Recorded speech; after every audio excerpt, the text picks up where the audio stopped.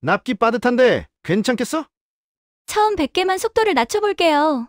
수지는 담담하지만 정확한 목소리로 답했습니다.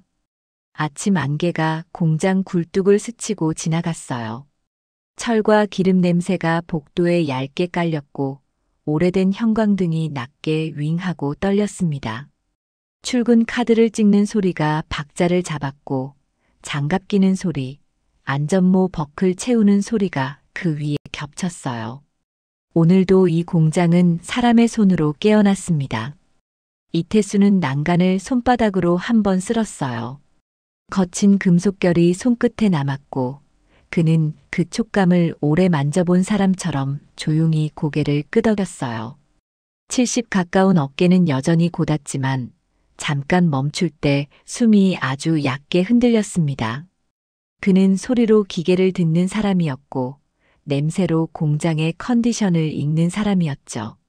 라인 앞에 강수진이 서 있었어요. 소매를 2번 접고 오른손 검지에 작은 밴드를 붙였죠. 밴드 한쪽 끝이 기름에 살짝 젖어 있었고 움직임은 더디지 않았습니다. 수지는 체크리스트를 새로 적어왔어요.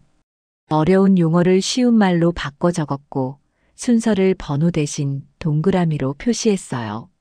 처음 100개만 속도를 낮춰볼게요라고 말했죠. 목소리는 크지 않았지만 태수의 귀엔 분명히 들어왔습니다. 납기 빠듯한데 괜찮겠어? 윤 반장이 물었어요. 처음만요. 분량이 줄면 전체가 빨라져요. 수진이 대답했어요. 짧은 대화였지만 태수는 마음속에서 그 말을 한 번 더 굴려봤어요. 처음과 전체, 속도와 분량, 숫자와 손의 감각이 함께 움직이는 말이었죠. 점심 무렵 하늘이 금세 흐려졌어요. 지붕을 두드리는 빗소리가 조금씩 커졌고 식당 쪽에서 수저 부딪히는 금속 소리가 희미하게 흘러왔습니다. 태수는 사무실 창문을 닫고 액자 속 흑백 사진을 잠깐 바라봤어요.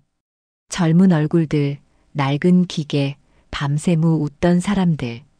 몇 명은 떠났고 몇 명은 아직 여기에 있었죠. 휴대전화가 떨렸어요. 아버지, 오늘 저녁 시간 괜찮으세요?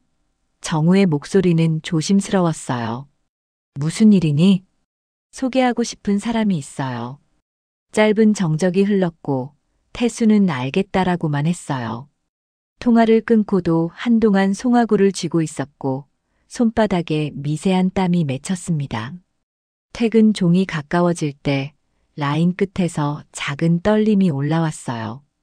컨베이어가 순간 부르르 떨리고 낡은 베어링이 낮게 끼익하고 울었죠. 사람들 얼굴에 피곤이 번졌지만 큰 소리로 탓하는 이는 없었어요. 수진이 장갑을 다시 꼈고 밴드 위로 새 장갑이 매끈하게 덮였어요. 오늘은 그만하지, 동료가 말했어요. 수진은 고개를 저었어요. 이대로 두면 내일도 같은 자리에서 서요. 원인만 잡고 가요. 그녀의 말투는 조급하지 않았고 설명하듯 단단했어요. 태수는 난간에 손을 얹은 채 그 말을 가만히 들었어요. 원인만 잡고 간다. 젊은 날 자신이 밤마다 입에 달고 살던 말이었죠. 비냄새가 어두운 지붕 사이로 스며들었고 작업등은 좁은 원을 그리며 바닥을 비쳤어요. 공장 식당의 한쪽 식탁에는 덜 비운 국그릇이 식어가고 있었고 숟가락은 그릇 가장자리에 기대선 채 미완으로 남았어요. 해가 진 뒤 정문 앞 가로등이 깜빡이며 켜졌어요. 비는 가늘게 내려앉았고 바닥의 물웅덩이에 노란빛이 흔들렸습니다. 차 한 대가 멈췄고 이정우가 내렸어요. 그의 옆에 작업복 차림의 여자가 한 걸음 늦게 내렸죠. 강수진이었어요. 아버지, 안녕하세요. 정우가 먼저 인사했어요. 처음 뵙겠습니다. 수진이 허리를 깊게 숙였어요. 태수는 눈썹을 아주 조금 올렸고 금방 표정을 고르게 세웠어요. 사무실 안은 조용했어요. 물컵에 물방울이 천천히 흘러내렸고 오래된 시계 초침이 일정하게 걸었어요. 정우가 숨을 고르듯 말했어요. 저 결혼 생각하고 있어요. 수진 씨랑요. 방 안 공기가 살짝 뒤틀렸고 바깥 복도에서 퇴근 구두 소리가 멀어졌어요. 직원이죠? 태수가 물었어요. 네, 아직 많이 배우는 중입니다. 수진이 차분히 대답했어요. 그 말에 태수의 시선이 아주 잠깐 수진의 손으로 내려갔어요. 밴드 가장자리가 장갑 속에서 조금 들려 있었고 그 작은 들림이 오래 보아 온 현장 손의 표식처럼 보였어요. 내일 일찍 나오죠? 태수가 물었어요. 네, 라인 속도 조정해야 해요. 그래요. 그는 더 묻지 않았어요. 다만 말끝을 닫지 않은 사람처럼 고개만 짧게 끄덕였죠. 판단을 서두르지 않는 버릇이 다시 올라왔고 그는 그 버릇을 오늘은 더 길게 붙잡고 싶었어요.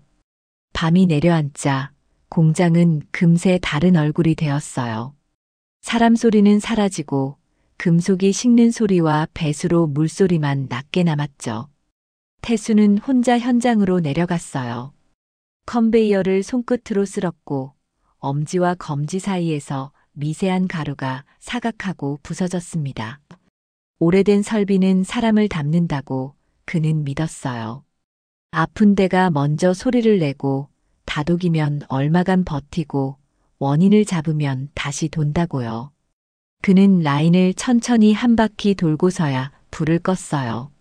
어둠 속에서 전멸등 하나가 규칙적으로 깜빡였고 그 깜빡임이 묘하게 안심을 줬어요. 처음 100개만 속도를 낮춰라. 그는 속으로 천천히 되뇌었어요. 그 말은 계획이었고 약속이었고 누군가의 피로를 덜어주는 방식이기도 했어요. 문을 나서며 식당 쪽을 한 번 더 봤어요. 식지 못한 그릇이 아직 그 자리에 있었고 가로등 불빛이 유리창에 길게 비쳤어요.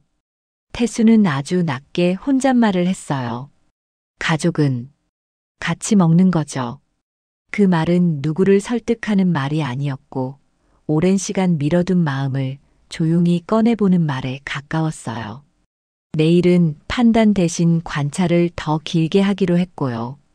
그게 이 늙은 사장이 할 수 있는 가장 정직한 방법이었어요. 아침 공기는 차가웠어요. 밤새 식은 금속이 다시 데워지는 냄새가 낮게 퍼졌고 설비 점검표가 한 장씩 뜯겨나갔습니다. 강수진은 라인 앞에서 첫 100개를 따로 빼두었어요. 속도를 한 칸 낮추고 진동값을 원래보다 조금 느슨하게 잡았죠. 숫자는 작게 바뀌었지만 소리는 분명 달라졌어요. 윙하고 흐르던 소리가 한 톤 내려앉았고 진동은 손바닥에서 덜 떨렸습니다. 오늘은 처음만 조정해 볼게요. 수진이 말했어요. 뒤가 밀리면 어쩌지 동료가 걱정했어요. 처음이 안정되면 뒤는 덜 흔들려요. 대답은 짧았지만 말끝이 서툴지 않았어요. 태수는 멀찍이 서서 그 리듬을 지켜봤어요. 서두르지 않는 말은 대개 준비된 말이었고 준비된 말은 손의 기억에서 나오는 걸 그는 오랫동안 보아왔죠. 첫 100개를 지나자 불량률 표시등이 오랜만에 멈칫했어요. 붉은 전멸이 덜 깜빡였고 센서 로그에 찍히는 면의 흔들림 값이 낮아졌습니다. 수지는 그때서야 속도를 한 칸 되돌렸어요. 이제 원래대로요라고 말할 때 그 말엔 욕심이 없었어요. 태수는 그 욕심 없음이 마음에 걸렸습니다. 욕심이 없다는 건 책임이 있다는 말과 붙어 다니는 걸 그는 잘 알았거든요. 오전 회의에서 관리과장이 서류를 들고 들어왔어요. 야간에 누적 분량이 한 번 튀었습니다. 라인 3번. 사람들 시선이 흩어졌다 모였어요. 수진이 손을 들었어요. 어제 제가 속도 조정을 했습니다. 첫 구간에서만요. 튄 구간은 이유입니다. 제 확인이 늦었어요. 오늘은 제가 라인 끝까지 붙겠습니다.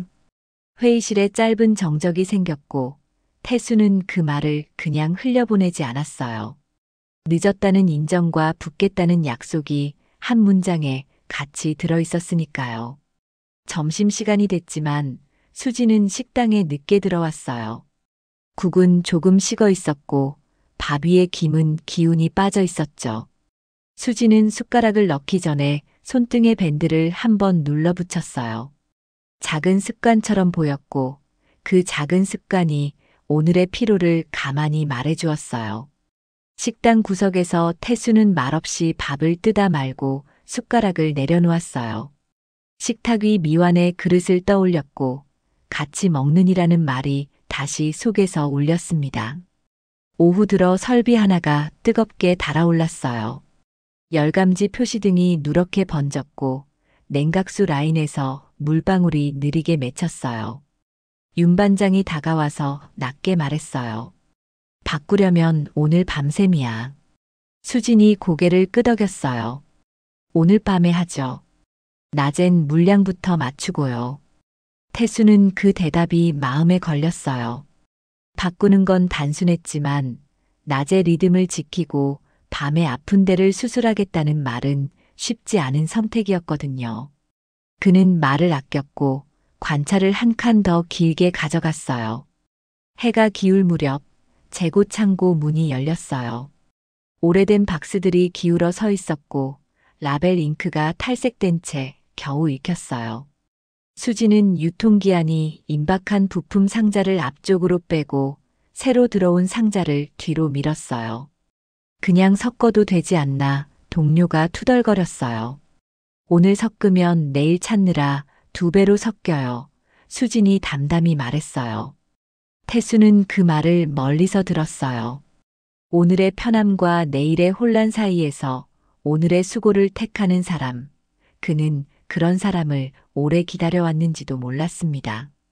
저녁 회식 약속이 잡힌 날이었어요. 사람들은 모처럼 웃었고 얼굴에 빨간 기운이 돌았어요. 자리 가운데에서 누군가 막내에게 잔을 권했어요. 그때 수진이 조용히 말했어요. 야간조는 술 조금만요. 냄새로도 위험해요. 말은 부드러웠지만 눈빛은 단단했어요. 분위기가 잠깐 어색해졌고 곧 누가 웃으며 넘겼어요. 태수는 그 조금만요에 오래 귀가 머물렀습니다. 금지와 배려 사이의 선을 그을 줄 아는 말투였어요. 밤 11시 공장은 다시 다른 얼굴이 되었어요. 냉각수 밸브를 잠그는 소리가 또각하고 울렸고 수지는 장갑을 2겹으로 꼈어요. 윤 반장은 공구함을 열어 스패너를 건넸고 수지는 낮에 달아오른 부품을 조심스럽게 분해했어요. 볼트 하나가 쉽게 풀리지 않았고 수지는 힘으로 밀지 않고 한번 멈춰 고개를 기울였어요. 여기서 걸려요. 나사산이 죽었네요. 반바퀴만 역으로요. 그녀가 말하자 스르륵 풀렸어요. 작은 고집 대신 작은 요령이 쓸렸고 그 요령은 오래된 손에서 나오는 것이었죠. 태수는 그 시간까지 남아 있었어요. 멀리서 지켜보는 사람의 얼굴은 대체로 무표정이지만 눈은 흔들렸어요. 그는 스스로에게 한 번 더 시간을 줬어요. 내일 말하지 말고 모레 말하자고요. 늦은 판단이 때론 정확하다는 걸 그는 자신의 나이에서 배웠습니다. 새벽 가까워서야 라인이 다시 조용해졌어요. 수지는 손등에 밴드를 떼었다가 새 걸로 갈아붙였어요. 그 자리엔 얇은 자국이 남았고 장갑 속 땀이 식으며 하얗게 남았어요. 끝났어요. 내일 아침엔 이쪽 먼저 테스트하고 들어갈게요. 수진이 말했어요. 수고했다 윤 반장이 짧게 말했어요. 고단한 얼굴들 사이로 작은 고개 인사가 오갔고 공기는 묵직하게 가라앉았어요. 그 시간 태수는 사무실에서 한 장의 종이를 천천히 접었어요. 인사기록 카드였고 옆에 연필로 아주 작은 글씨를 적었어요. 속도 조정 1100개 분량 하강, 야간 분해 나사산 역회전. 메모는 보고서가 아니었어요. 자기 자신을 설득하기 위한 기록에 가까웠어요. 아침 바이어 방문 일정 공지가 올라왔어요. 현장 안내와 통역 역할에 수진 이름이 적혀 있었어요. 사람들 사이로 웅성거림이 짧게 지나갔고 누군가 계약직이 하고 혀를 찼어요. 수진은 별말이 없었고 매뉴얼을 다시 읽었어요. 외워서 말하지 않으려고, 보면서 정확히 말하려고요. 태수는 그 모습을 보고도 아무 말도 하지 않았어요.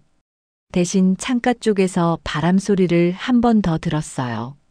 바람은 공장 지붕을 스치고 지나가며 낮게 떨렸고 그 떨림이 묘하게 마음을 가라앉혔습니다. 점심 전 관리과장이 서둘러 달려왔어요. 사장님, 3번 라인 오전에 계측값이 또 튀었습니다. 바이어 오기 전에 잡아야 합니다. 태수는 고개만 끄덕였어요. 현장 판단대로 하세요. 안전 먼저요. 짧은 지시였고 말끝을 올리지 않았어요. 사람들에게 맡기는 말투였고 맡기려면 지켜봐야 한다는 결심이 이미 서 있었어요.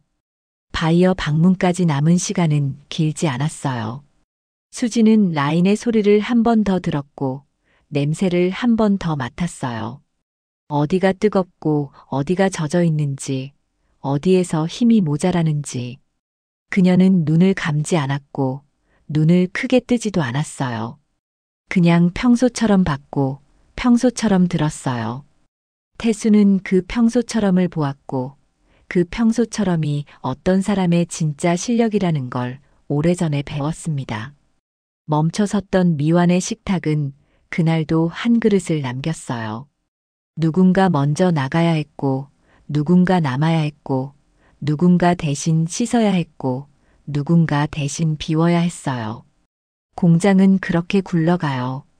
빈자리로 굴러가고 채워주는 손으로 굴러가요.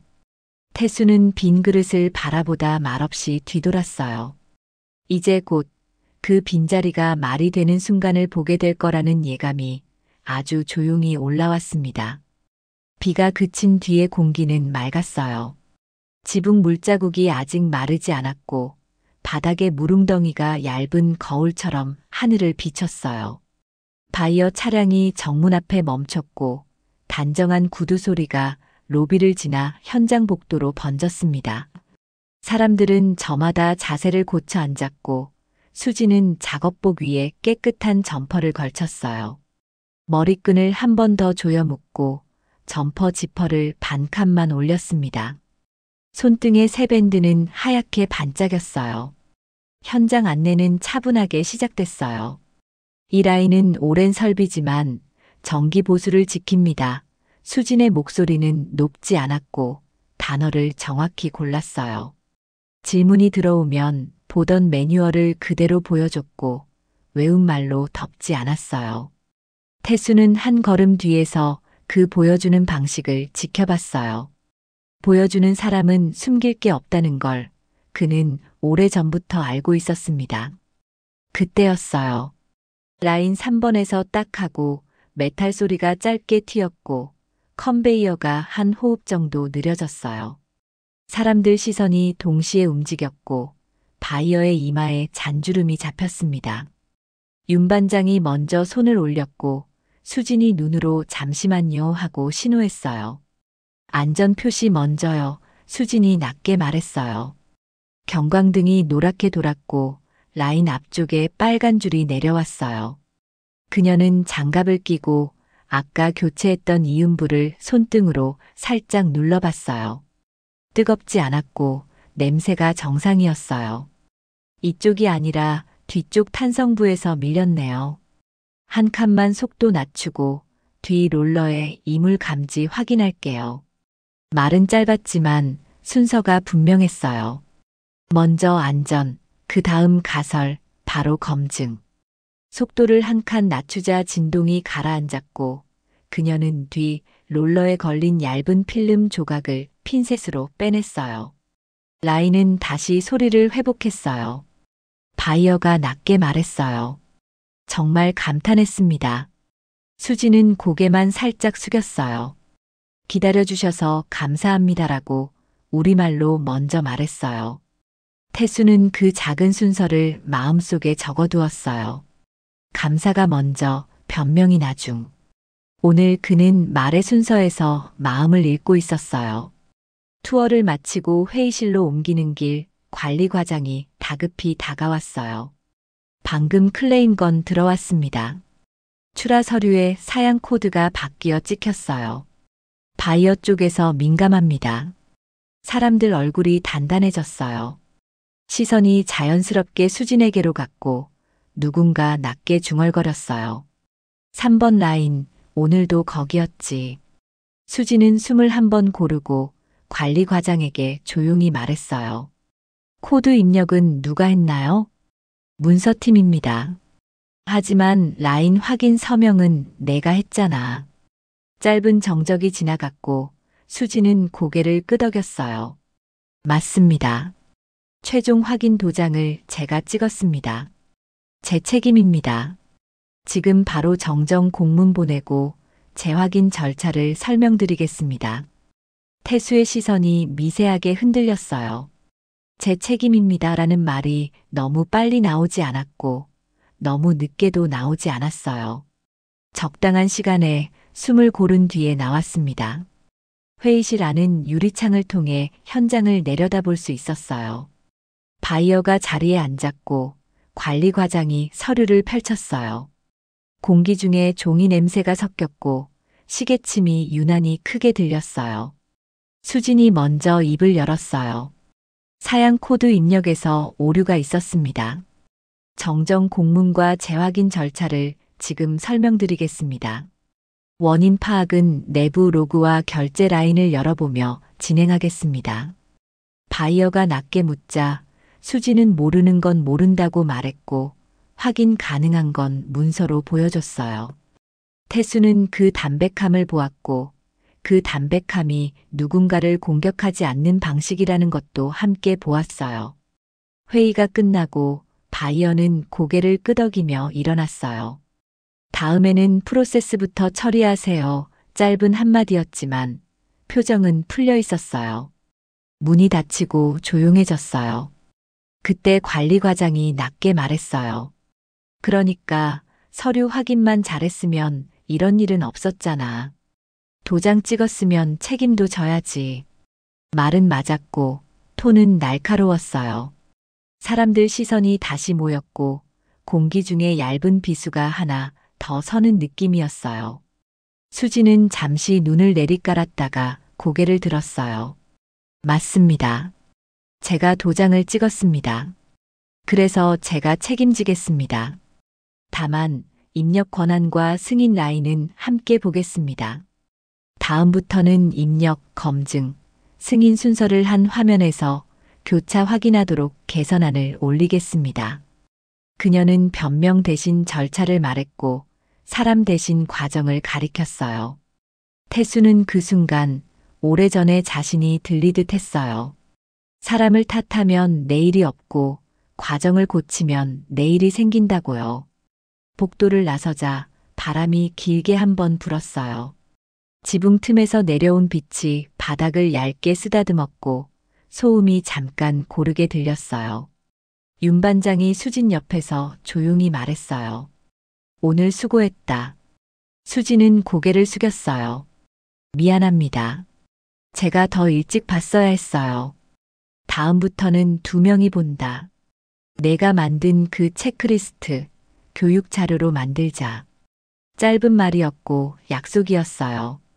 수지는 작은 숨을 내쉬었고 어깨가 아주 조금 가벼워졌어요. 사무실 쪽 창가에 태수가 서 있었어요. 아래로 보이는 라인은 평소와 다를 바 없었지만 그의 눈빛은 달라져 있었어요. 그는 조용히 손바닥을 펴고 난간에 올려보았어요.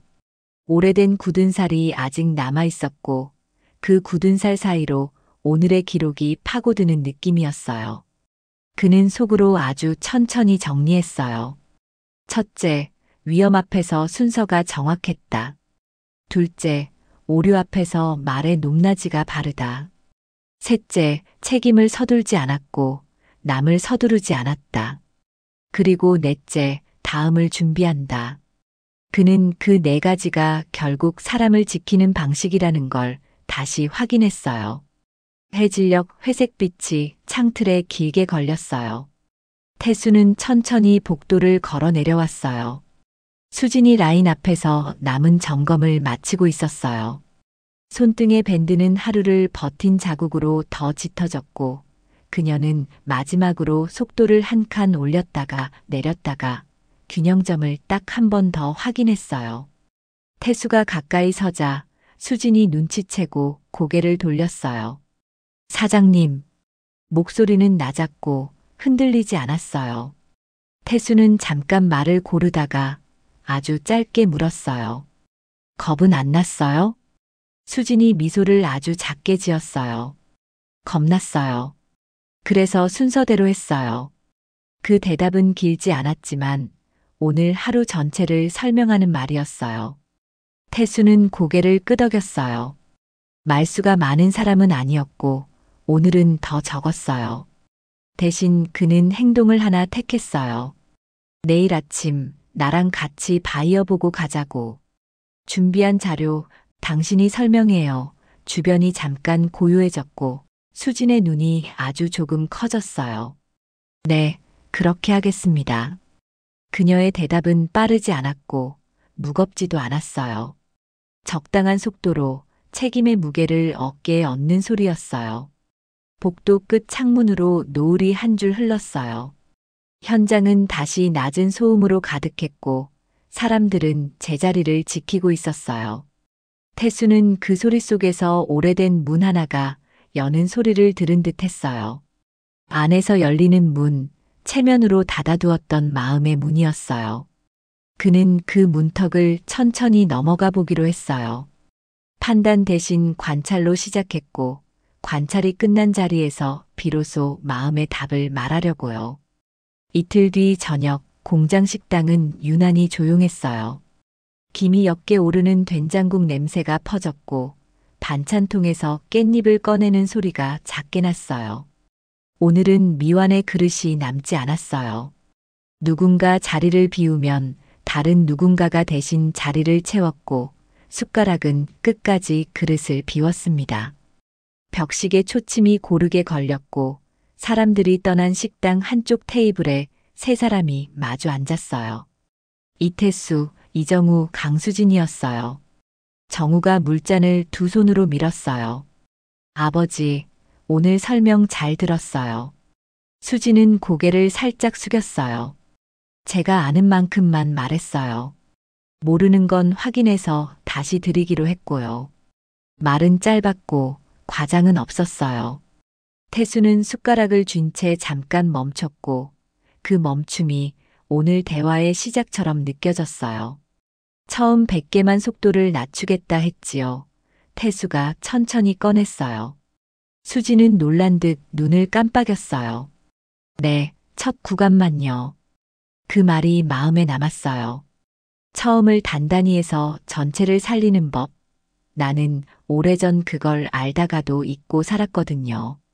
목소리는 낮았고 꾸짖음도 칭찬도 아니었어요. 오래된 사람의 고백에 가까웠어요. 정우가 조심스럽게 태수를 봤어요. 아버지. 태수는 아들의 말을 손짓으로 잠깐 막았어요. 그리고 난생 처음처럼 말의 순서를 바꿨어요. 체면보다 마음을 먼저 꺼냈어요. 수진 씨. 수진이 등을 곧게 폈어요. 네, 사장님. 그날 겁났냐고 물었을 때 대답했지요. 겁나서 순서대로 했다. 그 말이 좋았어요. 겁을 이기는 법을 아는 사람은 순서를 잃지 않더군요. 그는 잠시 숨을 고르고 눈을 들어 정면을 봤어요. 내가 판단을 늦췄습니다.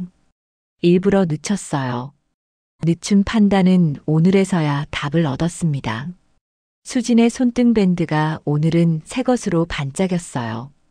그녀는 두 손을 무릎 위에서 모았다가 천천히 풀었어요. 부족한 게 많은데도 기다려주셔서 감사합니다. 부족하지요. 사람은 다 부족해요. 태수가 잔을 들어 올렸어요. 부족하면 함께 채우면 됩니다. 우리 공장은 그렇게 버텨왔고요. 가족도 그렇고요.